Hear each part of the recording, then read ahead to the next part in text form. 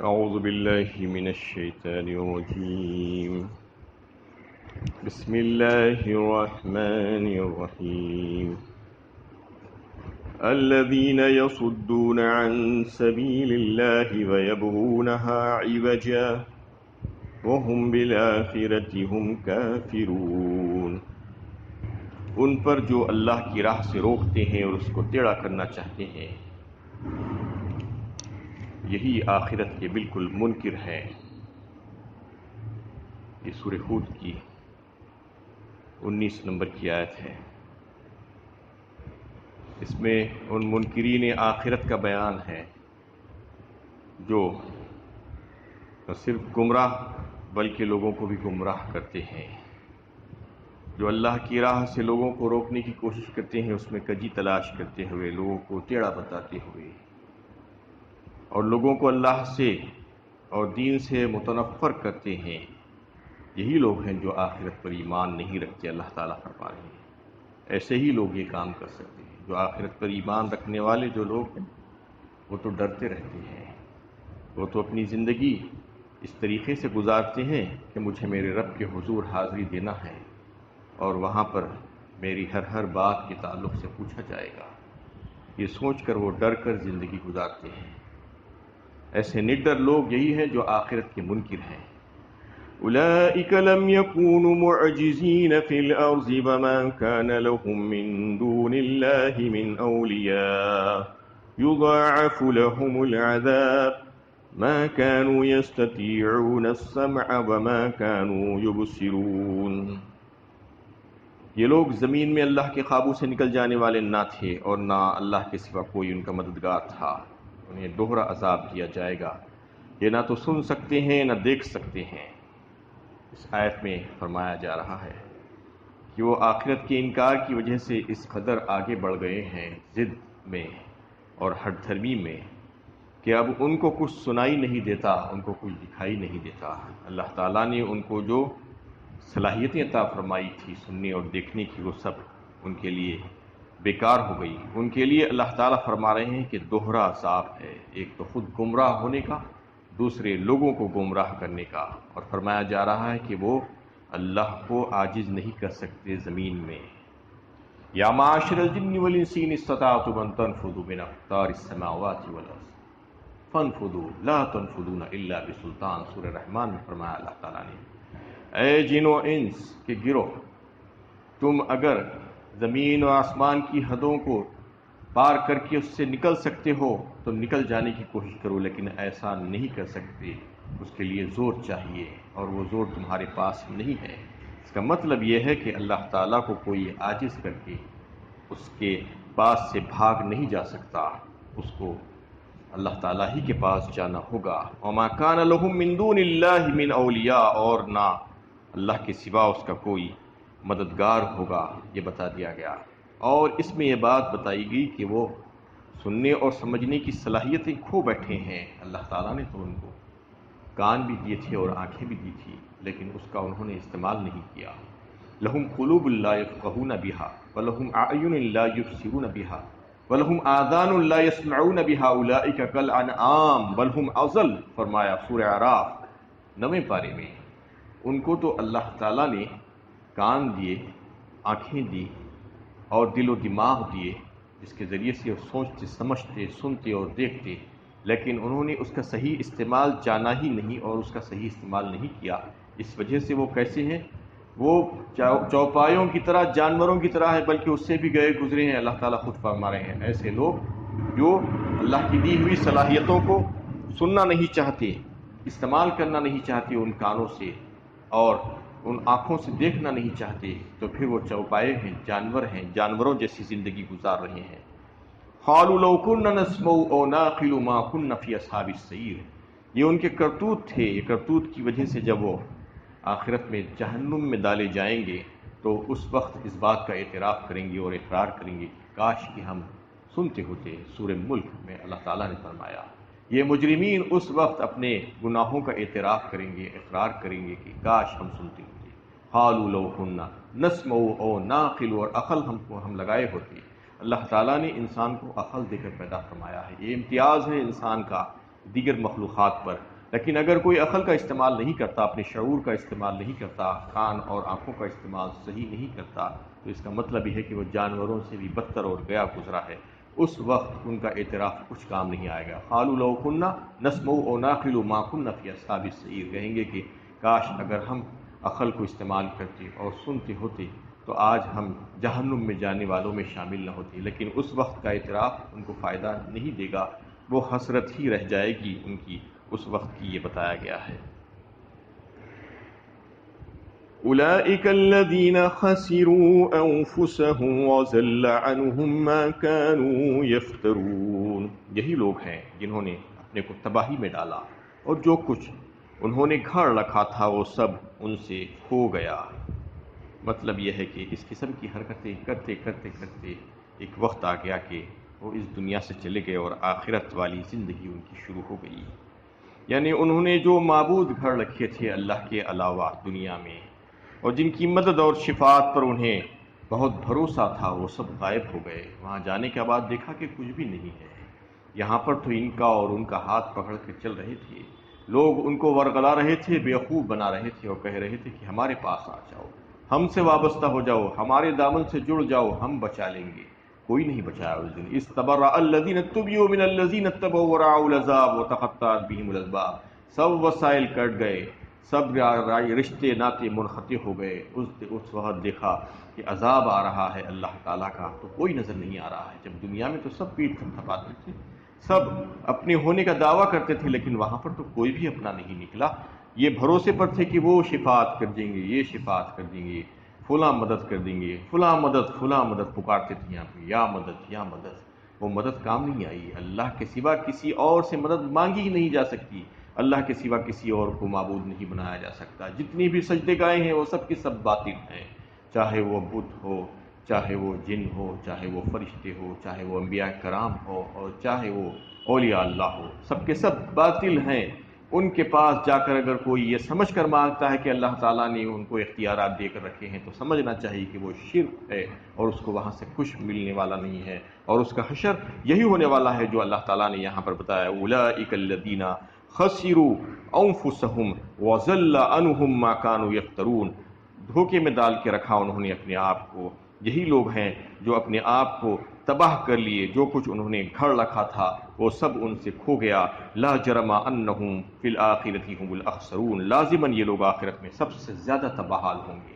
آج دنیا میں ان کو یہ بات سمجھ میں نہیں آ رہی ہے، لیکن آخرت میں جانے کے بعد کیا حال ہوگا اللہ تعالیٰ آج ہی بیان فرما رہے ہیں۔ تو یہ موقع ہے اصلاح کرنے کا۔ اگر کوئی اصلاح کرنا چاہتا ہے تو اصلاح کر لے، یہ سمجھ لے کہ اللہ کے علاوہ کوئی عبادت کے لائق نہیں ہے، اور اللہ کے علاوہ کسی اور کے پاس کسی قسم کا کوئی اختیار نہیں ہے، کوئی تصرفات نہیں کر سکتا دنیا میں اس کائنات میں سوائے اللہ کی۔ یہ سمجھ لینا چاہیے، اور پھر وہاں پر جانے کے بعد اس کو پتہ چلے گا وَأَن لَيْسَ لِلْإِنسَانِ إِلَّا مَا سَعَىٰ وَأَنَّ سَعْيَهُ سَوْفَ يُرَىٰ۔ جو کچھ انہوں نے اس دنیا میں کیے تھے، جو کوششیں انہوں نے کی تھی، بس وہی کچھ اس کے مطابق ان کو ملے گا، اس کے علاوہ کچھ نہیں۔ اللہ تزر وازرۃ وزر اخری، کوئی کسی کا بوجھ نہیں اٹھائے گا۔ آج جو دعوے کیے جاتے ہیں کہ ہم اٹھا لیں گے، ہم دیکھ لیں گے، کوئی نہیں دیکھے گا، اس وقت نفسا نفسی کا عالم ہوگا۔ ان کو خود پریشانی لگی ہوئی جو آج دعوے کر رہے ہیں، تو دوسروں کا بوجھ کیا اٹھائیں گے؟ اس میں فرما دیا گیا کہ اس قسم کی حرکتیں اور کرتوت کرنے والوں کا حشر یہ ہے کہ آخرت میں سب سے زیادہ تباہال لوگ یہی ہوں گے، اور انہوں نے اپنے آپ کو خسارے میں ڈالا، نقصان میں ڈالا، بھول بھلیوں میں اپنے آپ کو رکھا، جھوٹے وعدوں میں اپنے آپ کو پھنسا لیا، اور زندگی ایسے ہی گزار دی۔ ان الذين آمنوا وعملوا الصالحات واخبتوا الى ربهم اولئك اصحاب الجنة هم فيها خالدون۔ بے شک جو لوگ ایمان لائے اور جنہوں نے نیک عمل کیے اور اپنے رب کے آگے فروتنی اختیار کی، وہ جنت والے ہیں جس میں وہ ہمیشہ رہیں گے۔ دوسرے گروہ کی بات ہو رہی ہے، کئی ایک آیتوں سے ایسی ہی باتیں چل رہی ہیں۔ اللہ تعالیٰ بتا رہے ہیں مقابلہ کر کے کہ دیکھو دو قسم کے لوگ ہوں گے، دو گروہ ہوں گے۔ ایک گروہ وہ تھا جو صرف دنیا ہی چاہنے والا تھا، جن کی نظر دنیا پر تھی، دنیا کی ترقیاں، دنیا کی کامیابیاں، دنیا کی رونقیں چاہ رہا تھا، اور آخرت کی فکر اس کو تھی ہی نہیں۔ وہ گروہ آج اکثریت میں ہے جو صرف دنیا چاہتا ہے اور آخرت کے تعلق سے انتہائی بے پرواہ۔ ہو گیا ہے، اور دوسرا گروہ وہ ہے جو انبیاء کرام کا گروہ، نبی صلی اللہ علیہ وسلم اور آپ کے ساتھی، آپ کے ہاتھ پر ایمان لانے والے، وہ مومنین اور مخلصین، وہ سب کے سب جو ہے وہ لوگ ہیں جو اس گروہ سے تعلق نہیں رکھتے، بلکہ یہ مومنین کا گروہ ہے جو اللہ کی بھیجی ہوئی کتاب قرآن پر ایمان رکھتے ہیں، قرآن پر قائم ہیں، اور دوسرا گروہ جو تھا وہ قرآن کا منکر ہے۔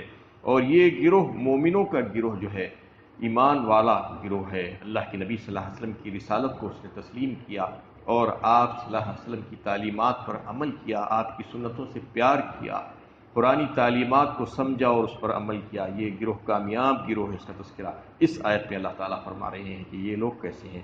ان الذین آمنوا وعملوا الصالحات، جنہوں نے ایمان لا کر نیک عمل کیے، اور پھر نیک عمل کرنے کے بعد کیا کیا، وَأَخْبَتُوا إِلَىٰ رَبِّهِمْ، اپنے رب کے آگے فروتنی اختیار کی، غرور اور تکبر نہیں کیا، مغرور نہیں ہو گئے کہ ہم نے بہت اچھا کام کر لیا ہے، ہم تو بڑے نمازی ہیں، ہم تو بڑے جو ہے سخی ہیں، ہم نے تو اتنا صدقہ دے دیا، ہم نے تو اتنے حج اور اتنے عمرے کر لیے۔ نہیں، غرور کبھی بھی نہیں کیا، بلکہ ہمیشہ عاجزی اور انکساری کے ساتھ ڈرتے ہوئے اللہ کے حضور میں جو ہے اپنی عبادتوں اور اپنے معاملات کو پیش کیا، تذلل اختیار کیا، عاجزی اختیار کی، یہ کیفیت ان کی تھی۔ فَأَمَّا مَنْ آتَى وَاتَّقَىٰ وَصَدَّقَ بِالْحُسْنَىٰ سورہ واللیل میں اللہ تعالیٰ نے فرمایا 30ویں پارے میں کہ جس نے دیا اور ڈرا اور پھر تصدیق کی، یعنی دینے کے بعد بھی ڈرا۔ بہت سے لوگ آج دنیا میں ایسے ہیں، نہ دے کر بھی نہیں ڈرتے، دینے کے بعد بھی ڈرنے والے لوگ ہیں۔ یہ جو ایمان والے بندے ہیں، دیتے ہیں، خرچ کرتے ہیں اللہ کی راہ میں، اس کے باوجود بھی ڈرتے ہیں کہ پتہ نہیں قبول ہوگا یا نہیں ہوگا، پتہ نہیں اللہ تعالیٰ اس کو پسند فرمائیں گے یا نہیں پسند فرمائیں گے۔ یہ کیفیت ہونی چاہیے، یہ فرما دیا گیا والذین یؤتون ما آتوا وقلوبهم وجلۃ انہم الی ربہم اولئک یسارعون فی الخیرات وہم لہا سابقون سورہ مومنون 18ویں پارے میں فرمایا گیا ہے کہ یہی لوگ ہیں جو دیتے ہیں اور دے کر بھی جو ہے ان کے دل کپ کپاتے رہتے ہیں اللہ کے خوف سے کہ اللہ تعالیٰ اسے قبول فرمائیں گے یا نہیں فرمائیں گے۔ اور یہی لوگ ہیں نیکیوں میں سبقت کرنے والے، آگے بڑھ جانے والے، یہی لوگ ہیں جنتی، یہ فرما دیا گیا۔ تو اس میں انہی خوش نصیبوں کا ذکر ہے۔ اللہ تعالیٰ فرما رہے ہیں کیسے خوش نصیب لوگ ہیں وہ جو ایمان لا کر اچھا عمل کیے اور اچھا عمل کر کے خاموش نہیں بیٹھے، غرائے نہیں اور مغرور نہیں ہوئے، بلکہ اللہ کے آگے عاجزی اور انکساری اور تذلل کا مظاہرہ کیا اور اس کو پیش کیا اپنے رب کے حضور۔ اولئک اصحاب الجنہ، یہی ہے جنت والے، ہم فیہا خالدون۔ مثل الفریقین کالاعمی والاصم والبصیر والسمیع هل یستویان مثلا افلا تذکرون۔ ان دونوں فریقوں کی مثال ایسی ہے جیسے ایک اندھا، بہرا اور دوسرا دیکھنے اور سننے والا، کیا دونوں کا حال یکساں ہو سکتا ہے؟ پھر کیا تم لوگ سمجھتے نہیں؟ اب فرمایا گیا ہے آخر میں یہ دونوں گروہوں کا تذکرہ تمہارے سامنے کیا گیا، اب اس کی مثال دیکھ لو، سن لو۔ اس میں اس کی مثال یہ ہے کہ جو لوگ نہیں سننا چاہتے، جو منکر ہیں، ان کا حال تو یہ ہے کہ ان کو سب کچھ صلاحیتیں اللہ تعالیٰ نے عطا فرمائی تھی، اس کے باوجود ان کا حال یہ ہے کہ اندھے اور بہرے ہیں، کچھ نہ سن سکتے ہیں اور نہ دیکھ سکتے ہیں۔ اور دوسرا گروہ جو ہے وہ دیکھنے والا اور سننے والا ہے، بس اتنا فرق ہے اس میں۔ یعنی جو دلائل اس کے سامنے دیے جاتے ہیں وہ دلائل کو سننا نہیں چاہتا وہ گروہ، پہلا گروہ، اور اس کو دیکھنا نہیں چاہتا، اور انہیں حق و باطل کی تمیز کرنا نہیں چاہتا، اس کے لیے جو مفید باتیں ہیں اس کو جو بتائی جاتی ہیں اس کو قبول کرنا نہیں چاہتا، اس پر عمل کرنا نہیں چاہتا۔ اور دوسرا گروہ وہ ہے کہ حق و باطل کی تمیز کرتا ہے اور بات کو سنتا ہے اور سمجھتا ہے اور اس کی اتباع کرنے کی کوشش کرتا ہے، یہی کامیاب گروہ ہے۔ یہ دونوں برابر ہو ہی نہیں سکتے، بتایا گیا دونوں الگ الگ ہیں، زمین آسمان کا فرق ہے، اللہ کے نزدیک دونوں میں فرق ہے۔ افنجعل المسلمین کالمجرمین، فرمایا گیا سورہ قلم میں اللہ تعالیٰ سوالیہ انداز میں پوچھ رہے ہیں کیا ہم مسلمانوں اور فرما برداروں کو مجرموں کی طرح کر دیں گے؟ ایسے کیسے ہو سکتا ہے؟ افمن کان مومنا کمن کان فاسقا لا یستوون، سورہ الف لام میم سجدہ میں فرمایا جا رہا ہے کیا مومن اور فاسق دونوں برابر ہو سکتے ہیں؟ کیسے ہو سکتے ہیں؟ لا یستوی اصحاب النار و اصحاب الجنہ اصحاب الجنۃ هم الفائزون، برابر ہو ہی نہیں سکتے۔ جو آگ میں جانے والے ہیں اور جو جنت میں جانے والے ہیں، دونوں الگ الگ گروہ ہیں، دونوں کے کام الگ رہے ہیں دنیا میں۔ وما یستوی الاعمی والبصیر ولا الظلمات ولا النور ولا الظل ولا الحرور وما یستوی الاحیاء ولا الاموات، فرمایا سورہ فاطر 22ویں پارے میں۔ یعنی برابر نہیں ہے آنکھوں والا اور اندھا، اور برابر نہیں ہے ظلمات اور روشنیاں، اندھیرے اور روشنیاں برابر نہیں ہیں، چھاؤں اور دھوپ برابر نہیں ہے، زندہ اور مردہ برابر نہیں ہے۔ یہ مثالیں دے کر اللہ تعالیٰ فرما رہے ہیں کہ دیکھو یہ دونوں برابر نہیں ہیں، دونوں الگ الگ ہیں، دونوں نے اپنی زندگیوں کو الگ طریقے سے گزارا ہے۔ ایک گروہ وہ تھا جو صرف دنیا کی زندگی چاہتا رہا، ہمیشہ دنیا کی رونقوں میں اپنے آپ کو لگاتا رہا ہے اور اسی کو اپنا مقصد حیات بنایا، اور دوسرا گروہ وہ تھا جو ایمان لا کر عمل صالح کیا اور اللہ کے نبی صلی اللہ علیہ وسلم کی باتوں پر یقین کیا اور اس پر عمل کرنے کی کوشش کی، تو پھر وہ گروہ کامیاب گروہ ہے۔ اللہ تعالیٰ سے دعا ہے کہ اللہ تعالیٰ ہمیں صحیح علم و عمل کی توفیق عطا فرمائے۔ 2 منٹ میں آپ کو عاشورہ کے روزے کے تعلق سے بتا دوں کہ عاشورہ جو 10 محرم جسے عاشورہ کہا جاتا ہے، یوم عاشورہ، اس کی بڑی اہمیت اور فضیلت ہے۔ یہ صدیوں سے چلی آ رہی اہمیت، یہ کوئی آخری دور کی اہمیت نہیں ہے اس میں، بلکہ اس میں بہت سے ایسے انبیاء کرام ہیں جن کے تاریخی واقعات جو ہے کہ ان کو جو کامیابیاں حاصل ہوئی تھی اسی دن، تو یہ دن بڑا فضیلت والا دن ہے، بڑا بابرکت دن ہے۔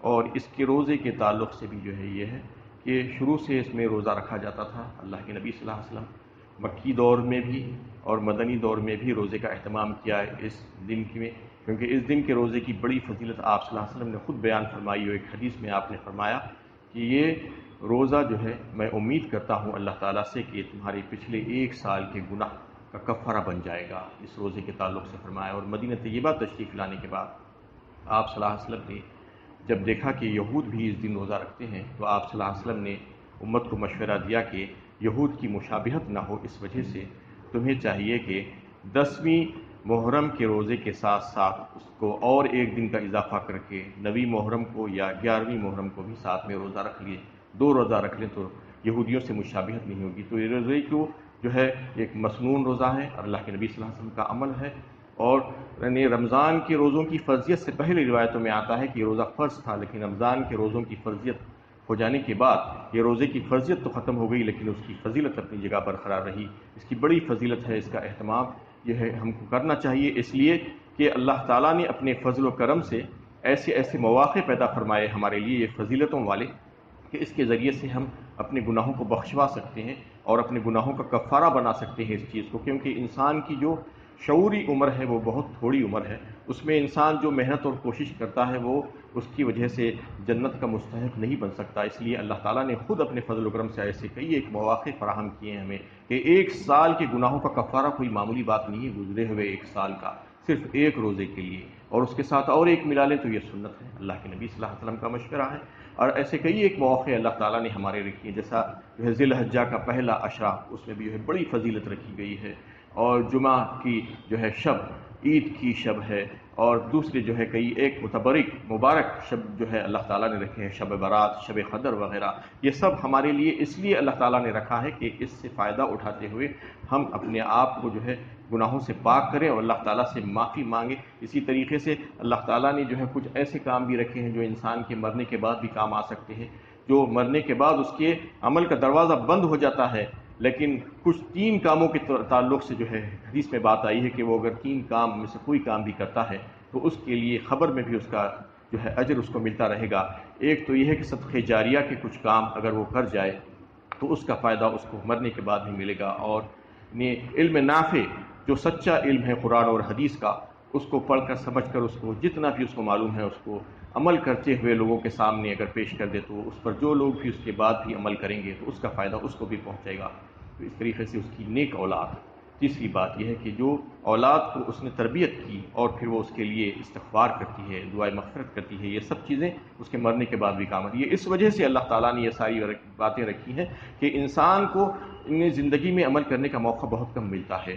پہلے تو جو ہے مصروفیتوں میں لگا رہتا ہے، پھر شعوری عمر جب آتی ہے تو اس وقت اس کو تھوڑا سا موقع ملتا ہے، وہ موقع اس کے لیے کافی نہیں ہوتا عام طور پر، تو یہ چیزیں اگر کر لیتا ہے تو اس کے لیے بے انتہا ثواب کا ذریعہ بن سکتا ہے، لاکھوں کروڑوں نیکیوں کا جو ہے ذریعہ اس کے لیے بن سکتا ہے تھوڑے سے کام کے ذریعے سے۔ اس بارے میں جو ہے انسان کو توجہ دلائی گئی ہے، تو اللہ تعالیٰ سے دعا ہے کہ اللہ تعالیٰ ہمیں علم و عمل کی توفیق عطا فرمائے۔